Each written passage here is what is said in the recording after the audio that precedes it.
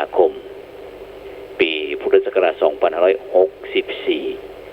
64ไปอย่างแล้วบรรดาท่านผู้ฟังทั้งหลายนะซึ่งก็ครบแห่มรอบหนึ่ง โอ้รอบแก่ไปแห่มปีหนึ่งแต่จะได้ก็ตามบรรดาท่านผู้ฟังทั้งหลายนะเขาก็ต้องยอมรับกับความจริงนะว่าสิ่งเหล่านี้มันเป็นธรรมดาเพราะว่าในช่วงนี้นะเอาไปทางใดก็มักจะมีคนที่ชอบทายทักว่าสวัสดีนะกันอยู่เป็นประจำซึ่งคำว่าสวัสดีนั้นแปลว่าปลอดภัยไร้ทุกข์มีความสุขกันทุกทวนหน้าเพราะฉะนั้นคำว่าสวัสดีนะจึงเป็นคำที่ทักทายที่ศักดิ์สิทธิ์มีมนต์ขลังแล้วก็แสดงออกซึ่งน้ำใจเมตตามิตรภาพต่อกันและกันแต่ท่านทั้งหลายนะแต่จริงแล้ววันเวลาเนี่ยมันบ่มีเก่ามันบ่มีใหม่ในตัวของมันเองความเก่าความใหม่เป็นเรื่องของมนุษย์ที่เฮาท่านทั้งหลายสมมุติมันขึ้นมาวันเวลาบ่มีดีบ่มีชั่วในตัวเองความดีความชั่วมันอยู่ที่ตัวมนุษย์เป็นผู้ประกอบแล้วก็กำหนดขึ้นนะยกตัวอย่างวันไหนทำดีวันนั้นก็เป็นวันดีเป็นวันอาทิตย์บดีวันธงชัยนะวันไหนทำบดีวันนั้นก็เป็นวันอุบาทนะเป็นวันโลกาวินาศนะเปิ้นถึงบอกว่าวันไหนๆไม่สำคัญเท่าวันนี้เป็นวันที่สำคัญกว่าวันไหนถึงพรุ่งนี้มะรืนนี้ดีจะใดก็ยังบ่สำคัญต่อวันนี้เพราะฉะนั้นบรรดาท่านผู้ฟังทั้งหลายหลายท่านหลายคนก็คงได้มีโอกาสได้ร่วมทำบุญส่งท้ายปีเก่าแบบพิธีไทยต้อนรับปีใหม่แบบพิธีพุทธบางท่านบางคนก็ได้ไปทำบุญที่วัดบางท่านบางคนก็ทำบุญที่บ้านบางท่านบางคนก็ทำบุญตั้งมือถือตั้ง Facebook อย่างต่างๆเหล่านี้นะซึ่งก็เหมาะสมตามสถานการณ์ในปัจจุบันเพราะว่าในปัจจุบันนี้โลกของเรานี้ได้รับผลกระทบจากไวรัสโควิดนะไวรัสโควิดนะตั้งแต่รอบที่1แล้วก็มารอบที่2ซึ่งในปัจจุบันนี้ก็ในประเทศไทยของเขาก็มีผู้ติดเชื้อประมาณ10,000 กว่านะ10,000 กว่าซึ่งก็เพิ่มขึ้นทุกๆวันเพราะว่าแล้วแต่จะหนักจะน้อยนะก็แล้วแต่ซึ่งก็เป็นเรื่องธรรมดานะเป็นเรื่องปกตินะที่ตามพระพุทธศาสนานะเพิ่นบอกว่าความไม่มีโลกเป็นลาภอันประเสริฐสิ่งหลักธรรมคำสอนในทางพุทธศาสนาที่คุ้นหูคุ้นก็เคยกันดีนะแต่จริงแล้วบ่ได้อู้ถึงความบ่มีโลกในความหมายถึงการมีสุขภาพดีแต่จะใดความหมายที่แท้จริงของความบ่มีโลกอโลคยะนั้นหมายถึงเรื่องนิพพานคือเป็นสภาวะสมบูรณ์สูงสุดเพราะฉะนั้นการมีความสุขภาพดีในทางพระพุทธศาสนาโดยทั่วไปก็หมายถึงความมีโรคน้อยเนื่องจากพระพุทธศาสนามองว่าความเจ็บไข้เป็นเรื่องธรรมดาเพราะมนุษย์เฮาเนี่ยประกอบขึ้นด้วยองค์ประกอบต่างๆที่เป็นอนิจจลักษณะก็คือเคลื่อนไหวบ่หยุดนิ่งเป็นอนิจจังซึ่งหลักสำคัญจึงอยู่ที่ว่าปฏิบัติต่อมันอย่างไรให้สมบูรณ์แล้วก็ในยามที่เกิดเป็นโรคภัยไข้เจ็บขึ้นก็ไม่ใช่เรื่องที่เขาจะต้องไปตุกใจซึ่งเขาท่านทั้งหลายมีหน้าที่ที่จะต้องแก้ไขบำบัดรักษานะแล้วก็บริหารชีวิตให้ดีถ้าหลีกเลี่ยงโรคได้ก็หลีกเลี่ยงถ้ามันเกิดขึ้นก็รักษาไปทำให้ได้ผลดีแต่อย่าไปทุกข์กระวนกระวายกับโรคภัยไข้เจ็บนั้นซึ่งองค์พระสัมมาสัมพุทธเจ้า ได้แบ่งโลกออกไป2 อย่างด้วยกันก็คือโลกทางกายแล้วก็โลกทางใจซึ่งทั้ง2โลกเนี่ยพระพุทธองค์ตรัสว่าคนที่ไม่มีโลกทางกายเป็นเวลานานๆก็ยังพอหาได้แต่คนที่ไม่มีโลกทางใจแม้เพียงชั่วขณะหายากได้เต็มทีจะมีแต่พระอรหันต์อันที่บ่มีโลกทางใจซึ่งพระพุทธองค์ได้ให้ความสำคัญกับโลกทางใจนักกว่าโลกทางกายจุดในแง่จุดมุ่งหมายสูงสุดในทางพระพุทธศาสนาสุขภาพกายเป็นเพียงบันไดเฮาไต่เต้าไปสู่จุดหมายแต่ไม่ใช่จุดหมายปลายทางแต่อย่างใดเพราะว่าในที่สุดแล้วมนุษย์ควรจะมีชีวิตที่สมบูรณ์ด้วยการมีสุขภาพจิตที่สมบูรณ์ส่วนสุขภาพกายนั้นเป็นพื้นฐานที่จะช่วยให้เฮาเข้าถึงชีวิตที่ดีงามขึ้นไปบ่ใช่จุดมุ่งหมายสูงสุดในทางพระพุทธศาสนาฉะนั้นเนี่ยบรรดาท่านผู้ฟังทั้งหลายในสมัยครั้งพุทธกาลการจัดสุขภาพโดยเฉพาะ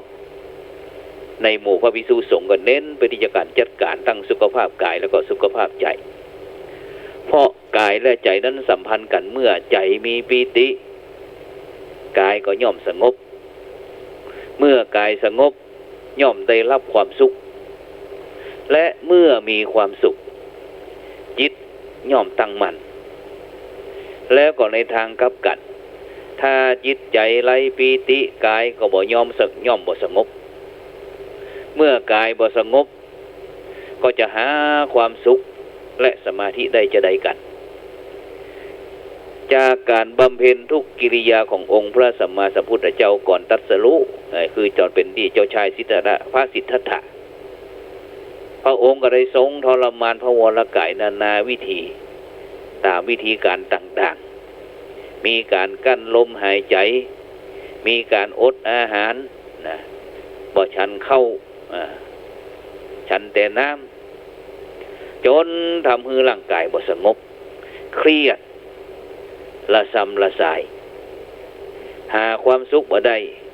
จิตก็บ่มีสมาธิฟุ้งซ่านมีความฟุ้งซ่านจนพระองค์ต้องหันมาเดินทางสายกลาง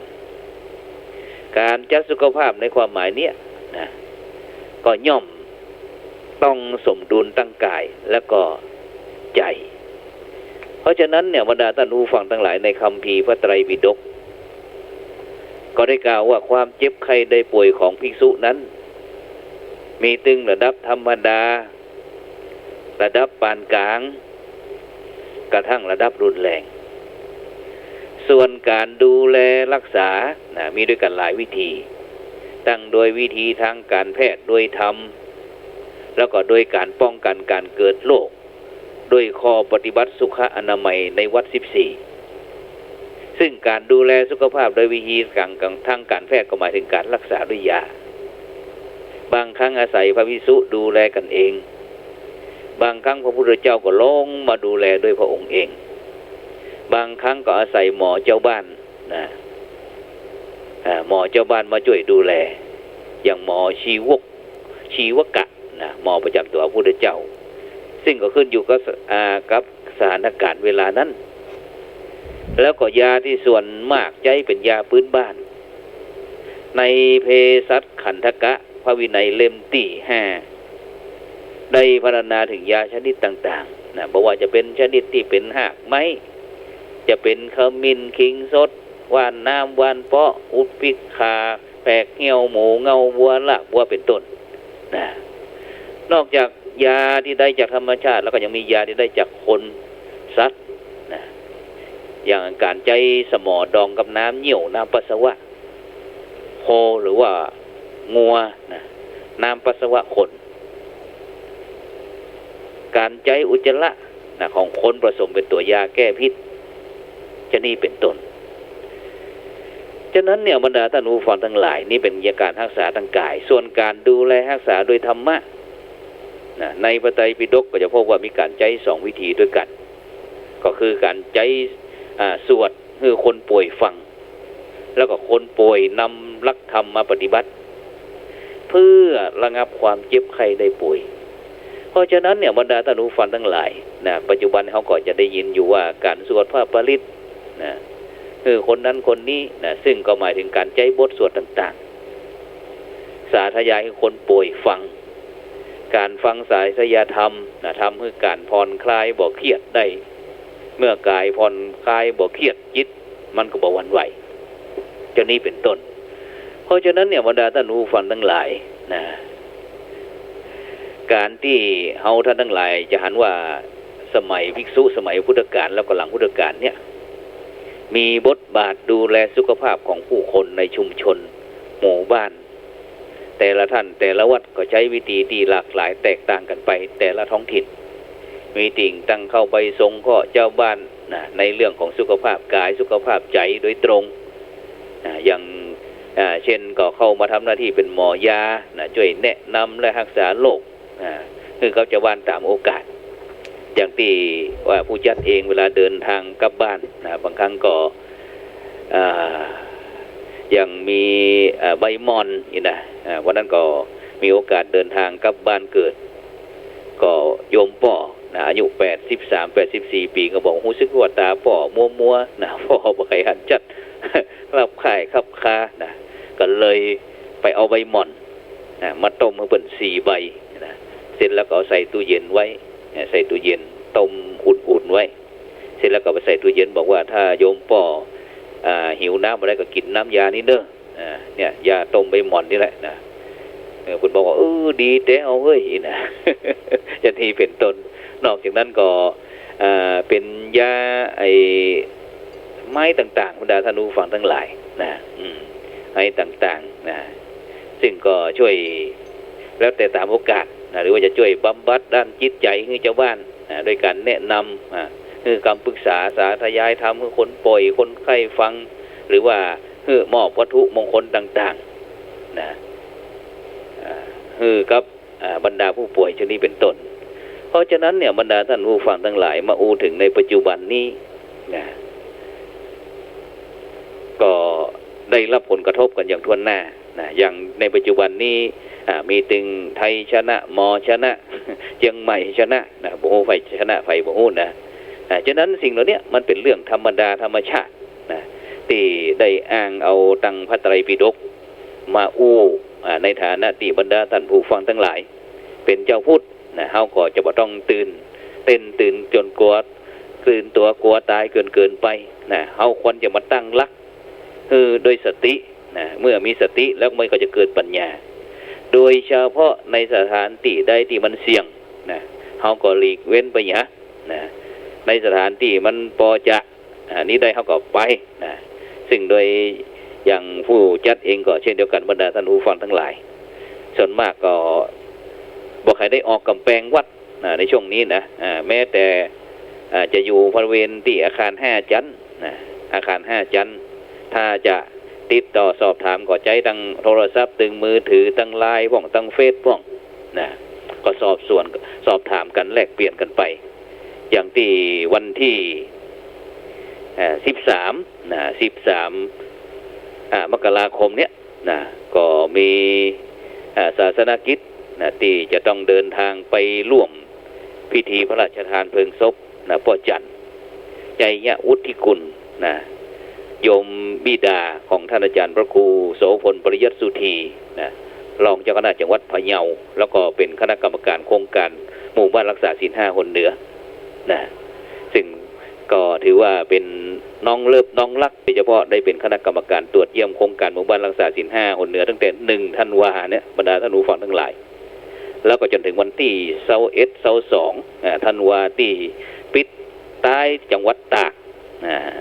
จังหวัดตากหลังจากนั้นก็แยกกันไปช่วงนั้นก็พอดีตั้งราชการเปิ่นก็ได้ขอความร่วมมือต่างๆโครงการที่จะมีกิจกรรมการงานตั้งส่วนรวมส่วนตัวก็จำเป็นที่จะต้องยกเว้นไปก็เลยไปตั้งหลักที่บ้านเกิดเมืองนองถือวัดอินทปัญญารามบ้านกองฝ่ายหมู่ที่12 ตำบลบ้านปินอำเภอรองจังหวัดแปะไปอยู่พุ่นเนี่ย10 วันหลังจากที่เทศกาลส่งท้ายปีเก่า แบบวิถีไทยต้อนรับปีใหม่แบบวิถีพุทธแล้วก็เดินทางกลับมาเมืองเชียงใหม่เป็นต้นตอนนี้ก็ได้นำหลวงพ่อลูกเนนตอนนี้บรรดาท่านผู้ฟังก็จะได้ยินเสียงสวดมนต์นะเพราะว่าบอกคือเวลาหลวงพ่อลูกเนนว่างใช้เวลาว่างคือเป็นประโยชน์เจ้าก็ทำวัดฉันเจ้าเรียบร้อยแล้วก็พัฒนายังสถานที่อยู่ที่อาศัยแล้วก็ทำเรื่องเศรษฐกิจพอเพียงนะเรื่องพักกาดพักคณะผิวพัดปัดถูห้องน้ำห้องสุขาระบบต่างๆนะซึ่งโรคโควิดเนี่ยบรรดาท่านผู้ฟังทั้งหลายมันก็ดีจะเนี่ยทำให้เฮาท่านทั้งหลายได้มีโอกาสได้อยู่กับพี่กับน้องแล้วก็ได้อยู่กับตัวเองได้อยู่กับลูกศิษย์ลูกหาฉะนั้นถ้าบ่มีโควิดนี้อาตมาก็คงจะไม่ได้อยู่จะต้องเดินทางไปทำการทำงานนะอย่างเนี่ยเป็นเดือนกว่านี่ยังไม่ได้พบเจอกับหลวงพ่อเจ้าอาวาสเลยนะหลวงพ่อเจ้าอาวาสก็คือพระเดชคุณหลวงพ่อพระเทพสิงหวราจารย์นะเจ้าอาวาสวัดพระสิงห์วรมหาวิหารนะเพราะว่าในช่วงนี้เขาก็ต้องเซฟตัวเองตัวนะเพราะว่าเดินทางไปทั่วจากสารทิศตึง16จังหวัดภาคเหนือนะเขาก็เพื่อป้องกันที่คนที่เขาฮักคนที่เขาเคารพนับถือประจำเป็นเขาก็จะบอกไปหาแต่ถ้ามีอะไรก็ติดต่อกันทางโทรศัพท์ฉะนั้นเนี่ยบรรดาท่านผู้ฟังทั้งหลายเปลี่ยนวิกฤตให้เป็นโอกาสแล้วก็ทำปัจจุบันเนี่ยให้ดีที่สุดแล้วทุกอย่างก็จะดีขึ้นโดยตามลำดับทำดีนะดีกว่าขอปอนมัวแต่อ้อนวอนปอนบ่มีทำแต่กรรมดีจะทวีพรพรทั้งปีคือทำดีตลอดไปเพราะฉะนั้นเนี่ยในปัจจุบันนี้ก็อาจจะสมัยก่อนเป็นห้องว่าสคสนะส่งความสุข ถึงกันและกันนะแต่ในปัจจุบันนี้ก็ส่งตั้งไลน์ตั้งเฟซนะสวัสดีธรรมะสวัสดีพ่องนะซึ่งถ้าหากทุกคนนะก็คงจะได้รับปอนปีใหม่จากแผ่นสคสนี่ถ้าพิมพ์มีใครซื้อละนะเพราะว่ามันคนละยุคคนละสมัยละนะฉะนั้นบรรดาท่านผู้ฟังทั้งหลายทำใดๆก็ไร้ค่าถ้าไม่ทำวันเวลานี้นับว่าเป็นสิ่งที่ทำให้ความเสมอภาคหรือว่าให้ความเป็นธรรมมนุษย์เท่าเทียมกันบ่มีอคติหรือว่าเอ็นเอียงบอกว่าคนนั้นจะเป็นเศรษฐีหรือว่าทุกขตะเห็นใจนะธรรมชาติก็บอกเคยหันแก่เห็นแก่หรือว่ายอมแพ้ต่ออำนาจนั้นๆก็ยังรักษากติกาไว้อย่างมั่นคงจากวินาทีก็เป็นนาทีจากนาทีก็เป็นชั่วโมงจากชั่วโมงก็เป็นวันจากวันเป็นเดือนจากเดือนเป็นปีหมุนเวียนเปลี่ยนไปบอกวันกลับมาเช่นนี้ตลอดมาเพราะฉะนั้นเนี่ยบรรดาท่านผู้ฟังทั้งหลายโบราณบัณฑิตเป็นบอกว่าอันเงินทองหล่นหายย้อนไปหายังมีท่าหวังพบประสบสมแต่คืนวันผ่านไปไม่ปราลมจะนิยมย้อนหลังอย่าหวังเลยฉะนั้นเนี่ยบรรดาท่านผู้ฟังทั้งหลายอู้ถึงปีเก่านะบ่ส่งมันก็ไปปีใหม่บ่ต้อนรับมันก็มาเป็นไปตามกฎเกณฑ์ของธรรมชาติตั้งแต่ดึกดำบรรพ์จนถึงปัจจุบันเนี่ยซึ่งองค์พระสัมมาสัมพุทธเจ้าก็ได้ตัดเรื่องเวลากับชีวิตไว้ให้เฮาท่านทั้งหลายได้คิดในแง่ต่างๆว่าคณะโวมาอุปัจจคาเวลาแต่ละขณะอย่าให้ล่วงไปเปล่านะกาอะโมคังทิวสังกะยิลาอัปเปนะพหุเกณวาเวลาแต่ละวันอย่าให้ผ่านไปเปล่า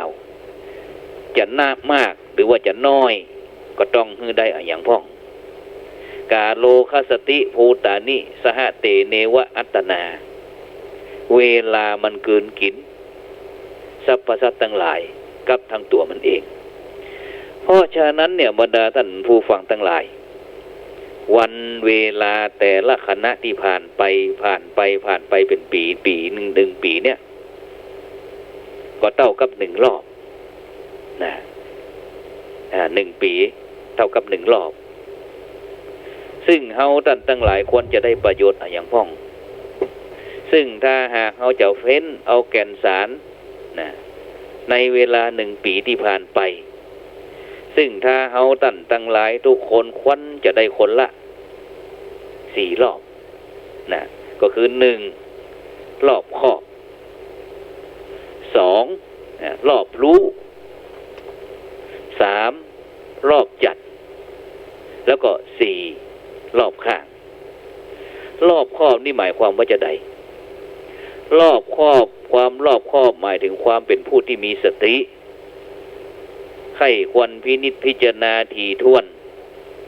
ในกิจที่จะทำในกรรมที่จะอู้นะนิสสัมมะกรนังไสยโยใคร่ควรคือรอบครอบตรวจสอบให้เรียบร้อยแล้วจะกระทำจึงกระทำมิฉะนั้นเราจะเข้าลักษณะที่ว่าทำใดไม่พินิจได้ความผิดเป็นกำนันนะฉะนั้นในช่วงโควิดแบบนี้เขาจะต้องมีความรอบคอบเด้อบรรดาท่านผู้ฟังทั้งหลายพินิจพิจารณาใครควรท่องแท้ว่าที่ไหนมันปลอดภัยที่ไหนมันเสี่ยงนะแล้วก็รอบรู้นี่ก็หมายถึงเรื่องประสบการณ์ชีวิตที่เฮาท่านทั้งหลายตั้งแต่ตีนเต้าฟ้าหอยจนถึงปัจจุบันเนี่ยผ่านมาตั้งเรื่องความสุขแล้วก็ความทุกข์บอกว่าจะเป็นตึงความดีความชั่วซึ่งเป็นเหตุหูจักใจปัญญาจากกลั่นกับประสบการณ์หูดีแล้วก็ทำดีหูชั่วแล้วก็เว้นชั่วความหมองมัวก็จะบ่เกิดซึ่งด้วยอำนาจของการแห่งการหูเต่าหูตันที่เพิ่นบอกว่ารู้เท่าเอาไว้กันรู้ทันเอาไว้แก้ถ้ารู้ไม่เท่าไม่ทันก็จะหมดทางกันทางแก้นะฉะนั้นสถานการณ์โควิดเขาจะต้องรอบรู้ด้วยนะรอบรู้เกี่ยวกับเรื่องโลกแล้วก็วิธีการที่จะลบหลีกเลี่ยงบ่ให้มันเป็นเสร็จแล้วถ้าเป็นแล้วเขาจะต้องมีวิธีจะจัดการอย่างไรนี่เป็นห้องรอบรู้ส่วนรอบที่3ก็คือรอบจัดนี่ก็หมายถึงความเจนจัดหรือว่าความเชี่ยวชาญนะความมีประสบการณ์ความเป็นงานนะที่เกิดจากประสบการณ์และการฝึกฝนของบุคคลคนนั้นทำให้มองก็รู้ดูออกบอกได้แล้วก็ใจเป็ดนะอย่างที่ตะกี้ได้อู้ถึงเรื่องเมื่อครั้งสมัยครั้งพุทธกาลป่วยเรื่องกายเรื่องใจนะเวลากายนี่ก็มีอย่างพ้องที่จะเป็นยุคเป็นยาแล้วก็สามารถที่จะแนะนำตนเองคนอื่นใจหรือว่าตนเองใจเหมาะสมกับสิ่งที่เกิดขึ้นกับตนเองนี่คือรอบที่3รอบครอบส่วนรอบที่4ก็คือรอบข้างนี้แน่นอนนะบรรดาท่านผู้ฟังทั้งหลายหมายถึงบริวารญาติมิตรเพื่อนสนิทมิตรสหายเพื่อนร่วมโลกคนที่เกี่ยวข้องผู้ที่จะมีคนให้ความฮักให้ความร่วมมือได้เนี่ยจะต้องเป็นบุคคลที่โลกไม่แคบซึ่งคำว่าโลกไม่แคบเนี่ยบรรดาท่านผู้ฟังทั้งหลายคือจะต้องมีความเสียสละมีความโอบอ้อมอารีคือมีน้ำใจต่อผู้คนที่เกี่ยวข้องทุกฝ่ายบอกว่าบุคคลนั้นจะเป็นภัยก็ตามเมื่อมีความเกี่ยวข้องเกี่ยวแน่งเนื่องกันแล้วนะช่วยเหลือเกื้อกูลกันนะซึ่งจะทำให้เกิดความอบอุ่นเป็นเครื่องหนุนให้เกิดความอบอวลคือความเคารพคือความฮักความสามัคคีนะเข้าในลักษณะที่ว่าบริวารมาเพราะน้ำใจมี บริวารหนีเพราะน้ำใจลด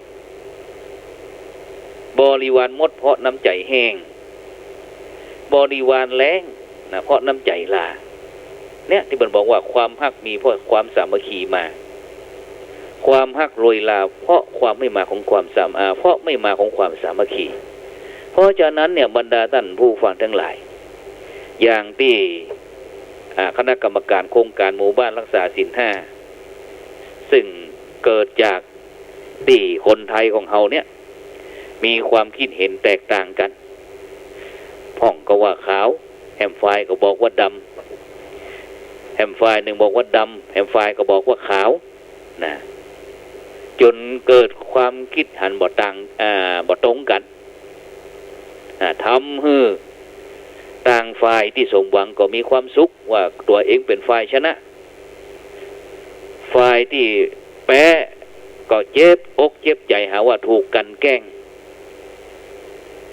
ซึ่งสิ่งเหล่านี้มันเกิดขึ้นในบ้านในเมืองของเฮา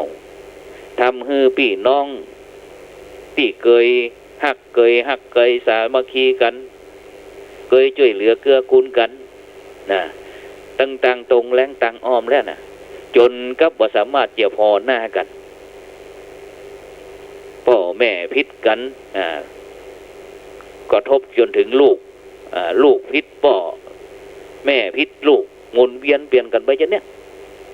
ทำให้เกิดความผะอืดผะอมเกิดขึ้นในสังคมประเทศชาติบ้านเฮา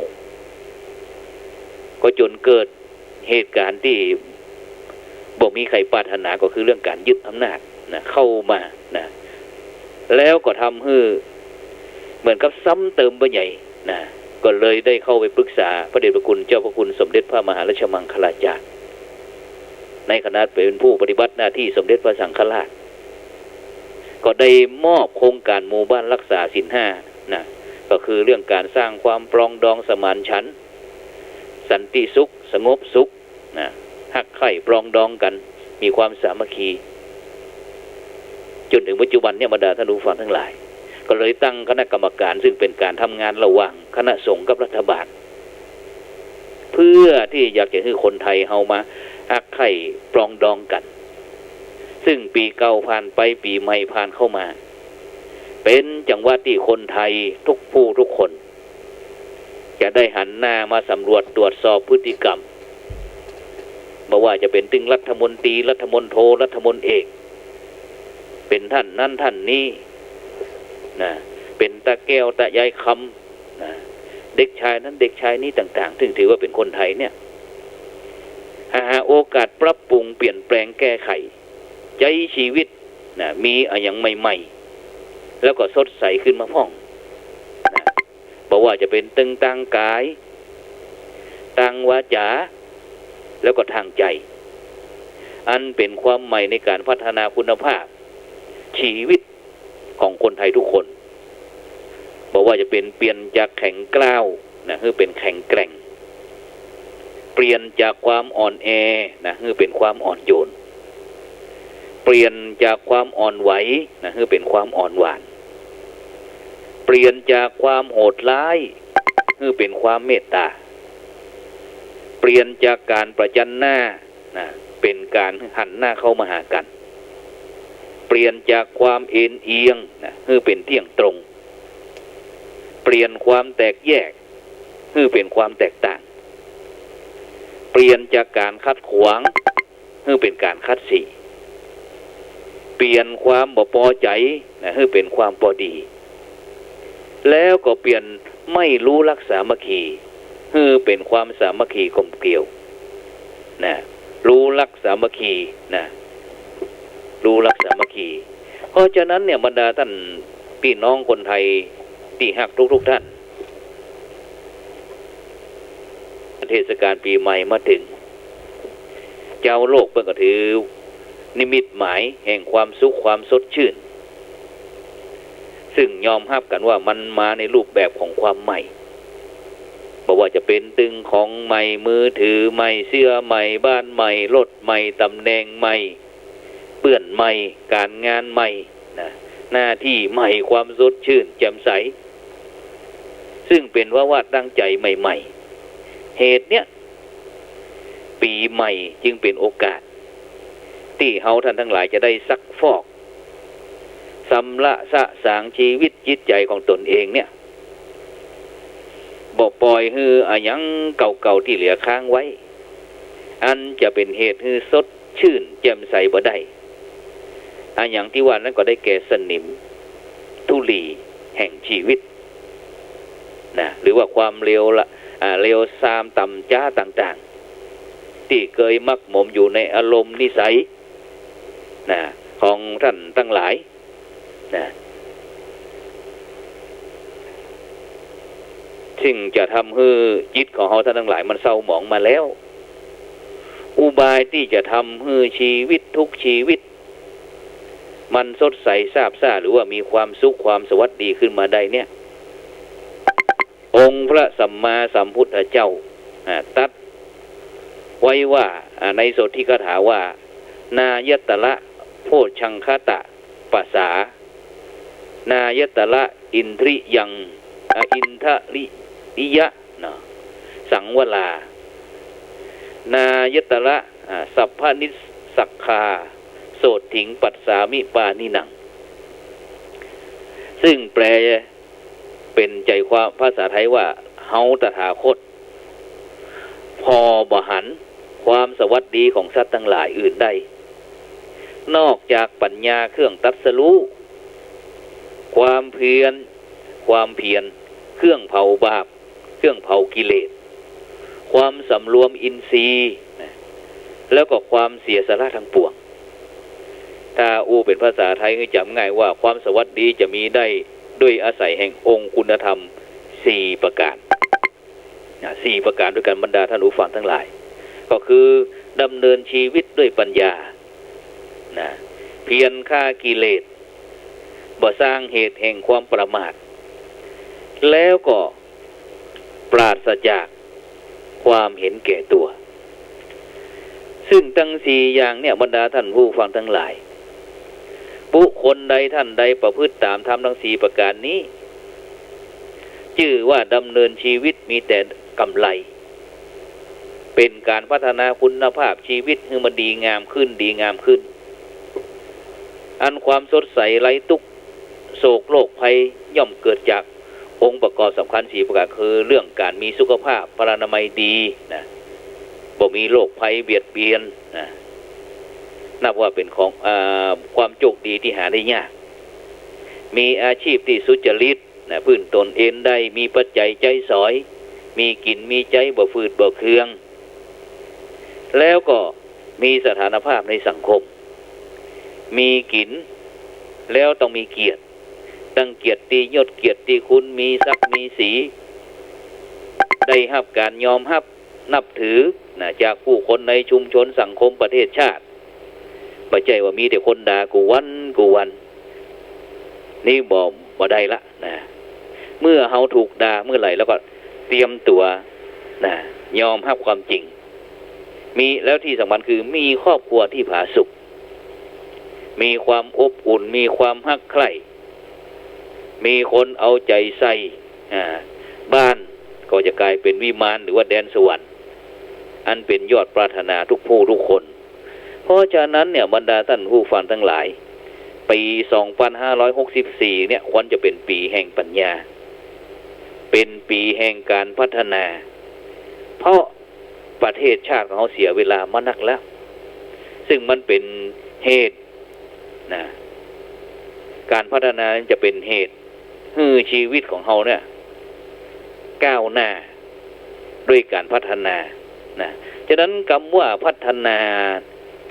อะไรอย่างนะในทางพุทธศาสนาเป็นห้องว่าพัฒนาว่าภาวนาซึ่งคำว่าภาวนาก็แปลว่าการเจริญหรือว่าการทำให้เป็นหรือว่าทำให้มีขึ้นฉะนั้นการศึกษาอบรมการพัฒนาทุกสิ่งทุกอย่างเนี่ยคือเกิดความก้าวหน้าสิ่งที่เฮาท่านทั้งหลายที่จะต้องพัฒนาหรือว่าภาวนาก็คือ1กายภาวนา2ศีลภาวนา3จิตตภาวนา4ปัญญาภาวนา กายภาวนาก็คือเรื่องการพัฒนากายปรับปรุงพัฒนากายให้มันเจริญงอกงาม ด้วยกุศลธรรมต่างๆนะศีลภาวนาก็ถึงหมายการพัฒนาศีลได้แก่การพัฒนาความประพฤติการควบคุมกายวาจาใจนะให้อยู่ในกรอบในกฎในระเบียบในกติกานะซึ่งในวันศุกร์ที่15